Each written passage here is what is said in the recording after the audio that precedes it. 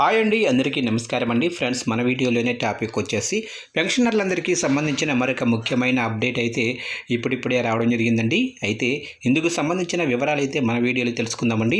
Video మాత్రం పూర్తి వరకు చూడండి ఫ్రెండ్స్, అప్పుడే మనకి పూర్తి సమాచారం అయితే తెలుస్తుంది. ఇక లేట్ చేయకుండా టాపిక్లోకి వెళ్ళిపోదాము. ఇక తెలంగాణ రాష్ట్రంలో మున్సిపల్ ఎన్నికల పోరు కొనసాగుతుంది. ఈ మున్సిపల్ ఎన్నికల్లో అమీతుమీ తేల్చుకోవడానికి కాంగ్రెస్, బీఆర్ఎస్, బీజేపీ నేతలు ప్రజాక్షేత్రంలోకి వెళుతున్నారు.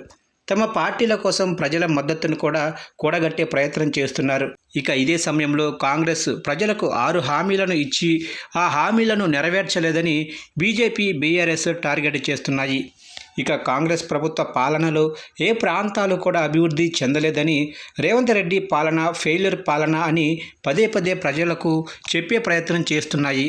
ముఖ్యంగా పెన్షన్ల పెంపు 4,000 రూపాయలకు పెంచుతామని ఇచ్చిన హామీని, తెలంగాణ రాష్ట్రంలోనే ప్రతి మహిళకు 2,500 రూపాయలను ఇస్తామన్న హామీని ప్రశ్నిస్తున్నాయి. ఇక కాంగ్రెస్ పార్టీ తరపున ప్రచారం చేస్తున్న వారు ప్రత్యర్థులను ఎదుర్కోవడానికి ఇప్పటి వరకు కాంగ్రెస్ పార్టీ ఇచ్చిన మాటలకు కట్టుబడి అమలు చేస్తున్న పథకాలను గురించి చెబుతూనే పెండింగ్ పథకాలను త్వరగతిన అందిస్తామని హామీ ఇస్తున్నారు. ఇక ఈ క్రమంలోనే తాజాగా ఏఐసిసి కార్యదర్శి సంపత్ కుమార్ కీలక వ్యాఖ్యలు చేశారు.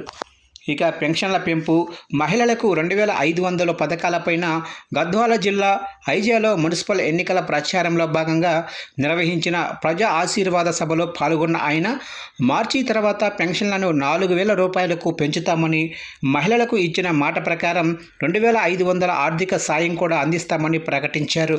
గత ప్రభుత్వం వల్ల దెబ్బతిన్న ఆర్థిక వ్యవస్థను సీఎం రేవంత్ రెడ్డి చక్కదిద్దుతున్నారని పేర్కొన్నారు. ఇక ఇప్పటికే ఉచిత బస్సు, ఇందిరమ్మ ఇల్లు వంటి హామీలను అమలు చేశామని ఆయన ఈ సందర్భంగా గుర్తు చేశారు. ఇక తాజాగా మార్చి తర్వాత పెన్షన్ల పెంపు జరుగుతోందని, మహిళలకు 2,500 రూపాయలు ఆర్థిక సహాయం కూడా అందుతుందని ఆయన చేసిన ప్రకటన ఆసక్తికరంగా మారింది.